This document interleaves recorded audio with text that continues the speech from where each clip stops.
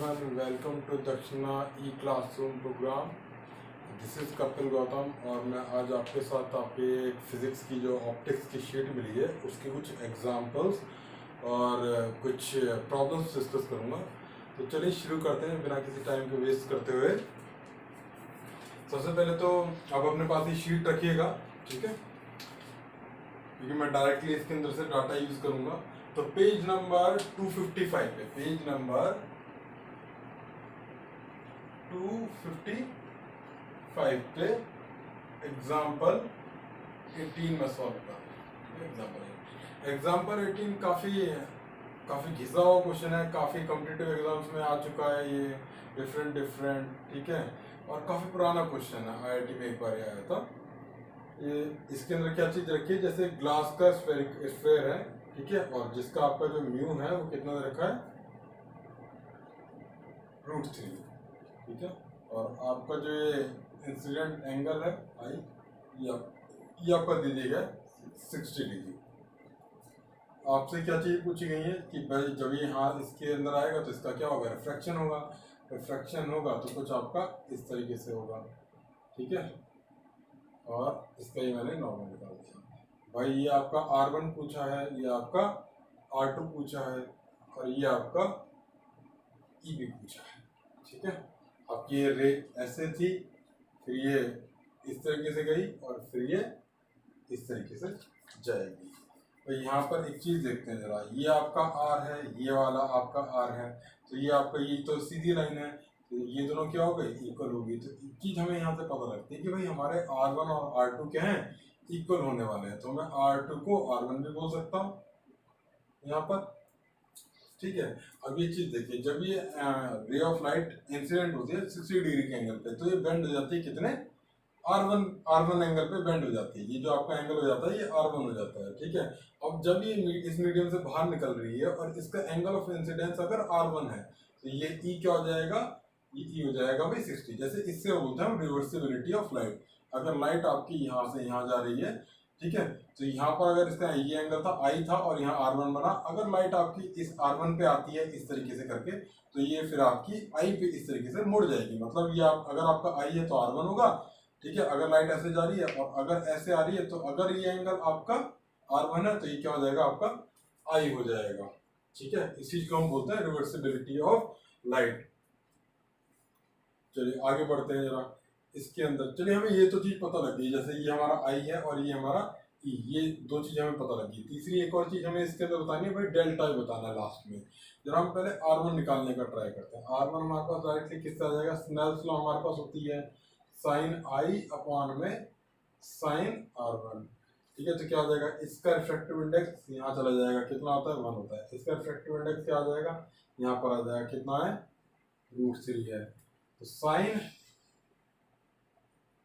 R1 is equal to क्या हो जाएगा भाई, इसको मैं इसके नीचे ले जाता हूँ, साइन I बाय √3 कितना हो जाएगा भाई, ये आपका साइन R1। साइन I कितना हो जाएगा भाई, साइन I है मेरे पास √3 बाय, ये क्या है आपका √3, इस तरीके से, ठीक है। यहाँ पर से R1 आपका कितना आ गया भाई, साइन R1 कितना आ गया, 1/2। R1 की वैल्यू कितनी आ गई भाई, यहाँ से हमारी आ गई 30 डिग्री आ गई, ठीक है। तो मैं यहाँ पर लिख देता हूँ मैं 30 डिग्री, ये हमारा आ गया 30 डिग्री और ये भी हमारा आ गया 30 डिग्री। अब जरा डेविएशन भी काउंट करते हैं, ठीक है। R1 पूछा था, R2 पूछा था, R1 R2 कितने हो गए, 30 आ गए। E भी आ चुका है हमारे पास, E तो सबसे पहले ही आ गया था। अब जरा हम डेल्टा को मेजर करने का ट्राई करते हैं। भाई ये आपका इस तरीके से, ये रे ऑफ लाइट अगर ऐसे ही जा रहा होता तो इस तरीके से निकल जाता, ठीक है, लेकिन क्या हुआ, इसको मुड़ना पड़ा।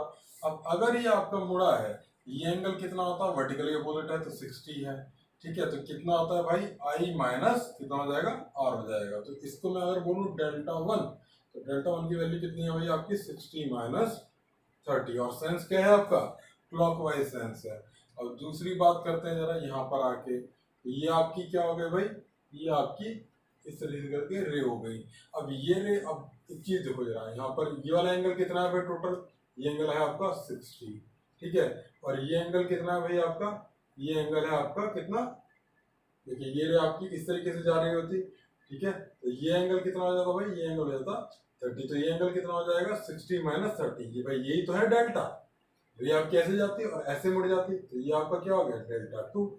इसी तरीके से डेल्टा 2 भी हमारे पास कितना आ जाएगा भाई, ये भी आ जाएगा 30 डेल्टा 2। इन दोनों को हम ऐड करेंगे तो मेरे पास क्या आ जाएगा टोटल डेल्टा।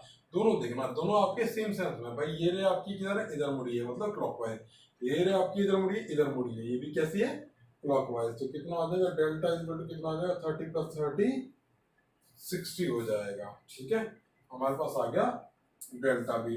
आगे बढ़ते हैं भाई, आगे लेते हैं हम क्वेश्चन नंबर, आगे लेते हैं क्वेश्चन नंबर 19। आई होप ये आपको समझ में आ गया होगा। जस्ट ये रहा क्वेश्चन नंबर 19, फटाफट से पढ़ लीजिए। डायरेक्टली क्या है, सिग्नल्स लॉ का डायरेक्ट एप्लीकेशन है, ठीक है, कुछ इसमें ज्यादा बड़ी चीज है नहीं, सिर्फ से 10th क्लास बेस्ड क्वेश्चन है ये, 10th क्लास बेस्ड आपका क्वेश्चन है ये। एग्जाम्पल 19 पे आते हैं। एग्जाम्पल 19 पे भाई किस तरीके से है, ये आपकी इस तरीके से हो गई, आपका क्या है, एक रे ऑफ लाइट जा रही है, इंसिडेंस है आई एंगल पे, आई एंगल आपका क्या दे रखा है, साइन इनवर्स 3/5 दे रखा है। पूछा क्या है हमसे, पूछा है ये आर एंगल, वैसे इसको नाम दे रखा है उन्होंने थीटा है, खैर नाम से कोई फर्क नहीं पड़ता, ठीक है, हम एंगल आर निकाल देंगे, वही किसके इक्वल हो जाएगा, थीटा ए के। जरा देखते हैं भाई ये कितना है, म्यू यहाँ पर क्या दे रखा है, म्यू दे रखा है 4/3, तो क्या करेंगे, sine i by sine r, ठीक है, आई का रिफ्रैक्टिव इंडेक्स क्या आ जाएगा, नीचे आ जाएगा, कितना आ जाएगा 4/3 आ जाएगा, आर का रिफ्रैक्टिव इंडेक्स ऊपर आ जाएगा, ये आ जाएगा 1 आ जाएगा। तो इसके लिए हम क्या कर देंगे भाई, 4/3 इंटू साइन आई देखते हैं, ठीक है, ये कितना हो जाएगा साइन आर के इक्वल हो जाएगा। भाई आई आपका कितना है, साइन इनवर्स 3/5, इसका मतलब क्या हो गया, साइन आई यहाँ पर कितना था 3/5 था, साइन आई की वैल्यू डाल दो जरा 3/5, 4/3 इंटू 3/5, तो 3 से 3 कैंसिल हो गया, सही आ गया हमारे पास साइन आर आ गया। साइन आर कितना आया, एक तरीके से 4/5 आ गया, यहाँ से 4/5 आ गया, ठीक है, छाप लीजिएगा इसको। साइन ऑफ 4/5 आने के बाद हम ये चीज कह सकते हैं भाई, आर हमारे पास क्या रहा होगा, आर रहेगा आपका 53 डिग्री, और यहाँ पर आई कितना रहा होगा, एक तरीके से 37 डिग्री। देखा जाए तो आप यहाँ पर डेल्टा भी निकाल सकते हो, अगर पूछा जाता क्वेश्चन में 53 डिग्री माइनस 37 डिग्री, ये चीज ऐसे पूछी तो नहीं गई है, लेकिन अगर पूछी जाए तो आप कर सकते हो। आगे बढ़ते हैं,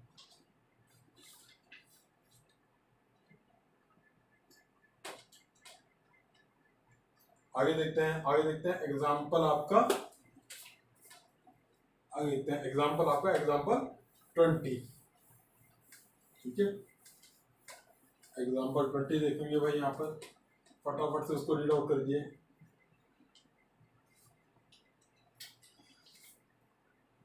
एग्जाम्पल 20 में क्या दिए गए हैं भाई, एग्जाम्पल 20 में दिया गया है भाई, एक लाइट है, वो ए मीडियम से बी मीडियम में जाती है, इसका मैं रिफ्रैक्टिव इंडेक्स म्यू ए ले लेता हूँ, इसका रिफ्रैक्टिव इंडेक्स म्यू बी ले लेते हैं, ठीक है, इसकी वेलोसिटी वी बी ले लेते हैं, वी बी इक्वल टू कितना है भाई, c/3 है, इसकी वेलोसिटी वी ए ले लेते हैं, जो हमें फाइंड आउट करनी है। एक और चीज हमें दी गई थी एक लाइट अगर यहाँ से आती है 45 डिग्री पे, तो वो दिया गया है कि 60 डिग्री पे यहाँ पर चली जाती है, तो मतलब क्या होगा, एक तरीके से ये डेंसर है, और ये खैर उसका हमें अभी कोई काम होगा नहीं यहाँ पर, ये आई हो गया एक तरीके से हमारा, और ये क्या हो गया, ये आर हो गया। तो साइन आई अपॉन में साइन आर, ये क्या होता है, ये इधर आ जाए, ये इधर आ जाए, तो ये कितना हो जाएगा साइन आर का भाई, म्यू बी आ जाएगा, ठीक है, और साइन आई का कितना आ जाएगा भाई, साइन आई का हो जाएगा म्यू ए आ जाएगा। ठीक है, एक और चीज हम यहाँ पर से कहते हैं, एक रिलेशन जो आता है, इसकी अर्सी यहाँ पर आ जाती है वी, ये आ जाती है, इसकी अर्सी क्या आती है, नीचे आ जाती है वी, बी आ जाती है। ठीक है, अब ये चीज देखिए, हम हमारे पास म्यू बी और म्यू तो है नहीं, लेकिन हम इसको और इसको कंपेयर कर लेंगे। इसको इसको कंपेयर करने पर हमारे पास क्या आ जाएगा भाई, साइन आई अपन साइन आर कितना हो जाएगा, 1/√2 आएगा यहाँ पर, और साइन आर की वैल्यू कितनी हो जाएगी, √3/2 हो जाएगी। ठीक है, जरा देखते हैं, तो इससे हम देख सकते हैं कि ये क्या हो जाएगा, इससे ये चीज हो जाएगी। ठीक है, अब हमारे पास हमें क्या वी ए निकालना था, तो वी क्या हो जाएगा, वी बी को अगर मैं इधर लेके आता, तो v b into √2/√3, v b मेरे पास क्या था, c/3 दे रखा था, तो c/√2 यहाँ पर क्या हो जाएगा, √3 हो जाएगा। इस तरीके से आपका क्या हो गया, एग्जाम्पल 20 कंप्लीट हो गया। आगे बढ़ते हैं भाई, आगे देखेंगे आप एग्जाम्पल नंबर 22 पे आते हैं। जरा एग्जाम्पल नंबर 22 पे आते हैं, सीधे सीधे भाई वही है, अपरेंट डेप्थ वाला वो चीज जो कंसेप्ट है वो आपको आना चाहिए इसके अंदर। एग्जाम्पल 22 पे आते हैं हम लोग। एग्जाम्पल 22 पे कैसा है भाई, ये हमारी हो गई आई। ठीक है, और ये क्या बोला गया है भाई, find the apparent depth of the object. Object कितना है, 100 सेंटीमीटर है, तो हमें इसकी अपरेंट डेप्थ निकालनी है। जैसे म्यू इज इक्वल टू, मेरे पास क्या आ जाएगा, म्यू इज इक्वल टू आ जाएगा 4/3 आ जाएगा। तो अपरेंट डेप्थ निकालनी है। अब डेप्थ निकालने, अपरेंट डिस्टेंस निकालना है। डेप्थ क्या होती है भाई, डेप्थ होती है सरफेस से, ये डेप्थ होती है। ठीक है, यहाँ से ये डिस्टेंस होता है, तो हमें डिस्टेंस नहीं डेप्थ निकालने के लिए है, तो हमारे लिए सिर्फ ये डिस्टेंस मैटर करता है।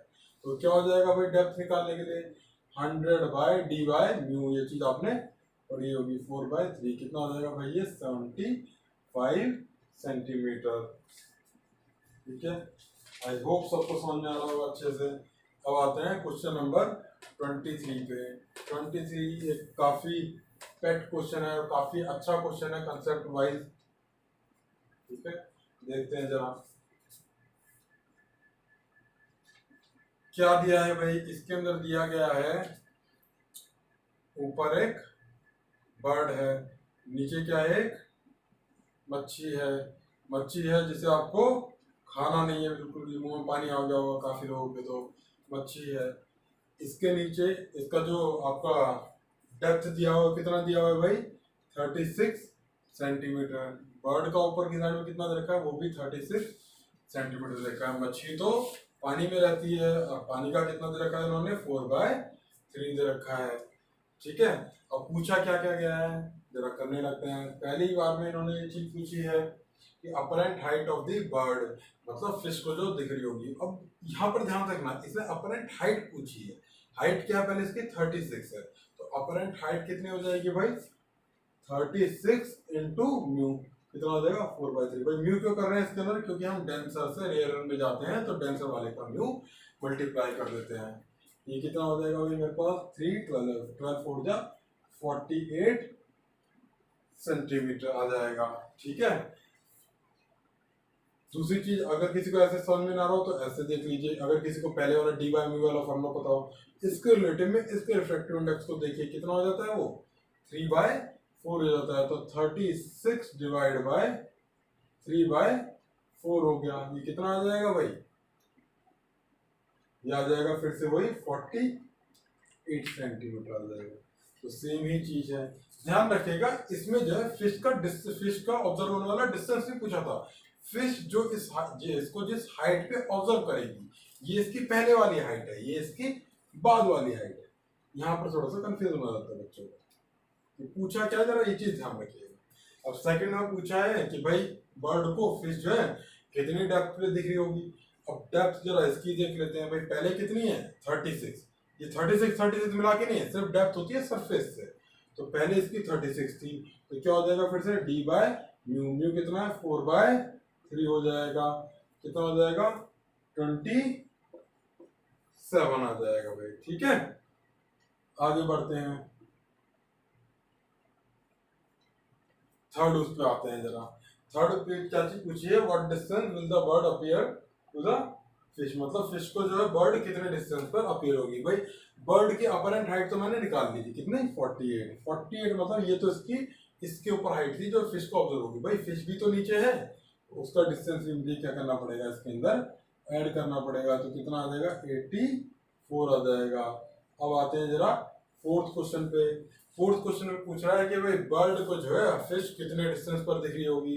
तो फिश का भी हमने क्या कर लिया है, फिश का भी हमने अपरेंट डेप्थ तो निकाल ही ली है, कितनी है 27 पर। ये बर्ड भी उससे खुद ऊपर है, कितना है 36 ऊपर है। तो कितना हो जाएगा इस तरीके से, ये हो जाएगा 6 12 और ये होगा 363 आ जाएगा। सारी चीजें सेंटीमीटर्स में है, वो लगा लीजिएगा अपने आप। ठीक है, अब आते हैं थोड़ा सा एक अच्छे से कोई पार्ट पे, इसके फिफ्थ वाले पार्ट पे। इतना सा आप नोट कर लीजिएगा, फिर हम आगे आके सॉल्व करते हैं जरा। ठीक है, आगे आके इसको सॉल्व करते हैं अच्छे से।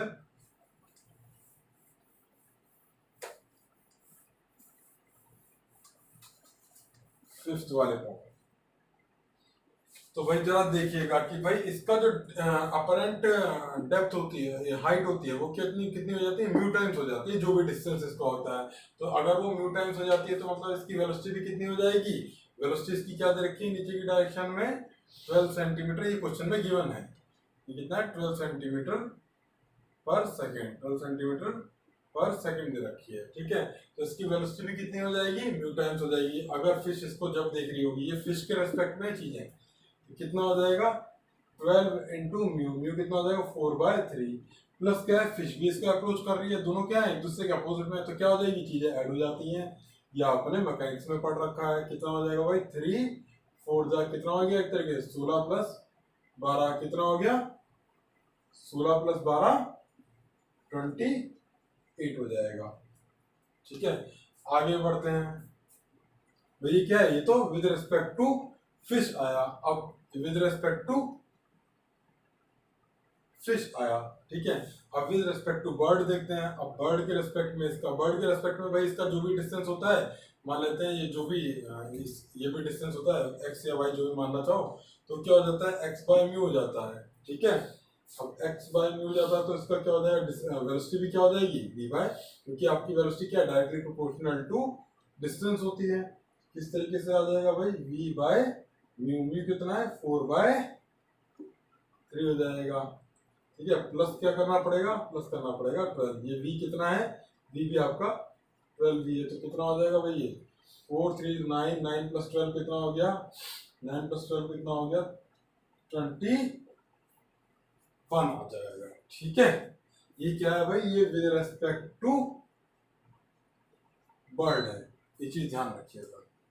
ठीक है, अब किसी को ये वाला मेथड नहीं समझ में आया हो, इसका एक जनरलाइज मेथड करते हैं। जनरलाइज मेथड क्या है, वो इसका प्रूफ है। ठीक है, प्रूफ किस तरीके से है भाई, डायरेक्टली देख लो। अगर भाई ये इसका डिस्टेंस होता आपका क्या है, इसको हम x ले लेते हैं, इसको हम ले लेते हैं y ले लेते हैं। ठीक है, अब फिश को जो बर्ड कितने उस पर दिखती, तो x इंटू 4/3 होता प्लस y होता है, ये डिस्टेंस ऑब्जर्व बाय फिश बोलते हैं, f का निशान डाल दिया। तो d l f by d t कर लेते हैं कि भाई डिस्टेंस ऑब्जर्व बाय फिश मतलब वेलोसिटी ऑब्जर्व बाय फिश हो जाएगी भाई d l f by d t. ठीक है, तो क्या हो जाएगा ये d x by d t हो जाएगा into 4/3 plus d y by d t आ जाएगा। ये कितना आ जाएगा भाई total, velocity observe by the fish है, velocity observe by the fish है। तो ये कितनी हो जाएगी भाई d x by d t कितना हो जाएगा इसका 12 इंटू 4/3 और ये dy बाई dt फिर से क्या हो जाएगा, वही चीज आने लगी आप देख रहे हैं।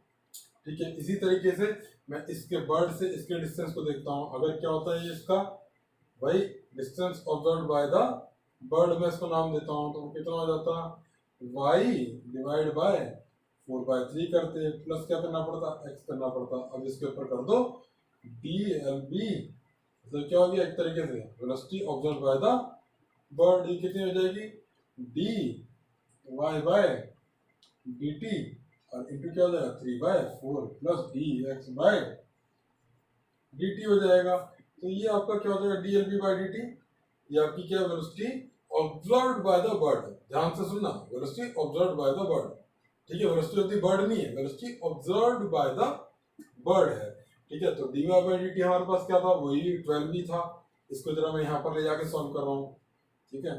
12 इंटू कितना था भाई, 3/4 प्लस dx बाई dt क्या था, यहाँ से dx बाई dt क्या था, वो भी 12 भी था, तो क्या आ गया 4 3, जब फिर से आप देखेंगे तो वही चीज आने लगेंगी, 9 प्लस 12, आंसर वहीं से सेम आता है। भाई किसी को पूरा यहाँ भाई पूरी एक्सप्लेनेशन चाहिए हो तो इस तरीके से हम इसको लेके आए हैं। आगे बढ़ते हैं जरा, आगे आप आ जाइए पेज नंबर 307 पे आ जाइए, पेज नंबर 307 पे आ जाइए आप लोग,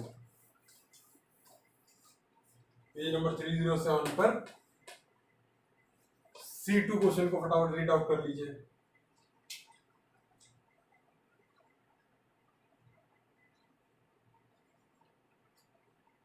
C2 क्वेश्चन को देख लेते हैं। C2 क्वेश्चन पे बोला है भाई, यहाँ पर फिर से क्या दिया है, एक मच्छी दी गई है जिसे फिर से आपको खाना नहीं है, ठीक है। ये पूछा गया है, एक ऑब्जेक्ट रखा गया है, ऑब्जेक्ट का डिस्टेंस कितना है, ऑब्जेक्ट ऊपर है, ऑब्जेक्ट का डिस्टेंस है 24 सेंटीमीटर, और ये जो मच्छी है वो पानी में रहती है, तो इसका म्यू कितना हो जाएगा 4/3, इसमें ये भी दिया हुआ है, ये एक लेक के अंदर है, उससे तो खैर हमें कोई लेना देना है, लेक में है या फिर रिवर में है। पूछा गया at what distance from the surface fish will site the object, from the surface बोला गया, फ्रॉम इटसेल्फ नहीं बोला, फ्रॉम द सरफेस, तो फ्रॉम द सरफेस कितना हो जाएगा 24 इंटू फिर से क्या हो जाएगा म्यू हो जाएगा, म्यू कितना हो जाएगा 4/3। भाई क्यों कर देते हैं हम, क्योंकि हम डेंसर से रेयर में देख रहे हैं और डेंसर वाले मीडियम को मल्टीप्लाई कर देते हैं। अब किसी को कोई पुराना वाला तरीका याद हो तो क्या कर सकते हैं भाई, इसके रेस्पेक्ट में इसका रिफ्रैक्टिव इंडेक्स देखो तो कितना हो जाएगा 3/4 हो जाएगा, ये इसके रेस्पेक्ट में होगा 3/4, और 24 डिवाइड बाय फिर से म्यू कर दो 3/4, फिर से क्या आ जाएगा वही आंसर आ जाएगा। भाई क्या आया था यहाँ पर आंसर, ये तो था 4 ऊपर चला जाएगा, वैसे आंसर क्या आ जाएगा 3884 जा 32, यहाँ पर भी क्या आएगा 32, दोनों आंसर सेम आने भी चाहिए थे क्योंकि क्वेश्चन भी एक है, ठीक है। आगे देखते हैं, फटाफट से पढ़ेंगे आप क्वेश्चन नंबर सॉरी C3 को फटाफट से रीड आउट कर लीजिए, ठीक है। 10वीं क्लास का क्वेश्चन है, काफी कुछ है, किसी ने पढ़ाई नहीं की होगी तो दिक्कत आ जाएगा, मतलब 10वीं में अभी तो कर रहा होगा, ठीक है। ये चले जाते हैं, ये आपका गया इस तरीके से करके, ग्लास विंडो है ये आपका, ठीक है, जिसका आपको लेंथ कितना दे रखा है भाई 4 mm, ये आपको दे रखा है, ठीक है, और इसका म्यू भी दे रखा है, म्यू कितना दे रखा है 1.5। अब इसका म्यू दे रखा है तो इसकी वेलोसिटी हम निकाल सकते हैं, कितनी होगी भाई, वेलोसिटी हो जाएगी C/म्यू, ठीक है, velocity in glass, mu of the glass, तो C कितना होता है 3 × 10⁸ मीटर पर सेकेंड, ये भी आपको पता होता है। म्यू जी कितना हो जाएगा भाई, म्यू जी आपका है 1.5, ये दिया है आपको, तो कितना हो जाएगा 2 × 10⁸ मीटर पर सेकेंड हो जाएगी। अब ये रे क्या है, अब ये चीज यहाँ पर देनी चाहिए थी कि रे आपकी क्या है सीधी जा रही है, ठीक है, तो टाइम टू क्रॉस, क्योंकि अगर रे आपकी ऐसे जाने लगेगी तो ज्यादा टाइम लगेगा, ऐसे जाएगी तो और ज्यादा लगेगा, ऐसे जाएगी तो बहुत ही ज्यादा लगेगा, है ना। तो रे आपकी कैसे जा रही है, सीधे जा रही है, तो रे जब आपकी सीधी जाएगी तो हम टाइम का फॉर्मूला तो हम जानते ही हैं, मगर इसमें पढ़ रखा है हमने, कितना होता है डिस्टेंस अपॉन में वेलोसिटी, ठीक है, या फिर स्पीड हम बोल सकते हैं।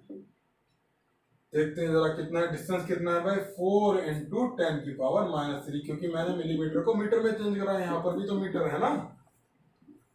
आगे देखते हैं 2 × 10 की पावर कितना है, 10 की पावर है 8 है, तो कितना आ जाएगा 2 × 10⁻⁻11 111 नहीं है 11 आ जाएगा, किसमें आएगा ये सेकंड में आएगा आंसर, ठीक है। इसको छाप लेना फटाफट से, अगले क्वेश्चन पे आओ, C7 को फटाफट से रीड आउट कीजिए, यहाँ पर सॉल्व कर रहा हूँ।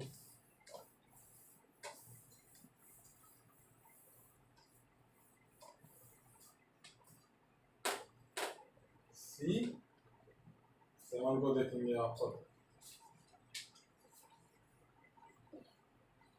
ठीक है, C7 में आपका क्या दे रखा है भाई, जरा देख लेते हैं।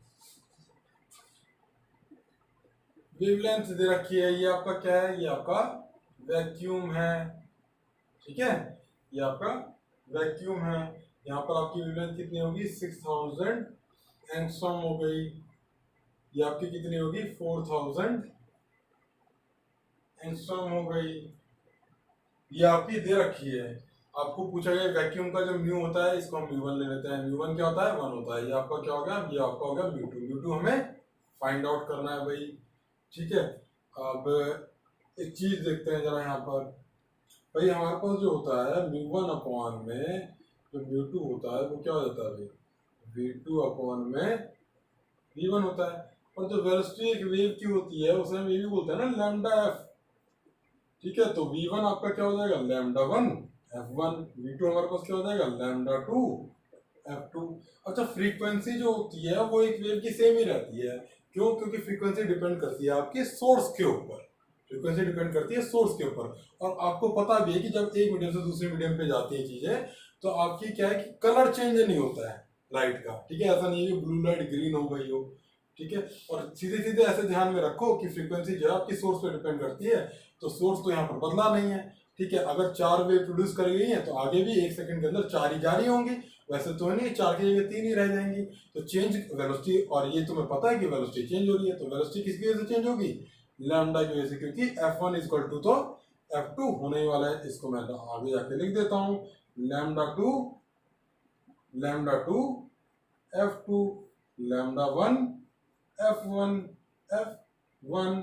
यहाँ पर क्या हो जाएगा, f2 इक्वल टू f1 होता है। तो यहाँ पर से मेरे पास क्या आ गया, इन दोनों रिलेशंस को कंपेयर कर लेंगे अब हम।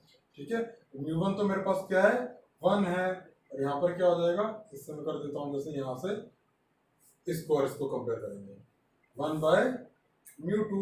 म्यू2 ही शायद हमें निकालना है। और लैम्डा 2 अपॉन में लैम्डा 1, तो इसको इधर ले आएंगे, इसको ऐसे कर लेंगे, क्या हो जाएगा, या फिर उल्टा कर लो, रेसिप्रोकल कर लो। म्यू2 इक्वल टू क्या हो गया, लैम्डा 1 अपॉन में लैम्डा 2 आ गया। लैम्डा मेरे पास कितना था, 6000 एंगस्ट्रॉम से एंगस्ट्रॉम कटने वाला है, मुझे पता है। ठीक है, मैंने इसलिए लिखा नहीं था। कितना आ जाएगा, एक तरीके से 1.5। सो इसी के साथ ही हम अपना ये प्रॉब्लम सॉल्विंग सेशन फिनिश करते हैं। So goodbye. आप अपनी अच्छे से पढ़ाई करते रहिएगा, अपने जोश को बनाए रखिए, अपनी मेहनत को भी बनाए रखिए। Thank you, good bye.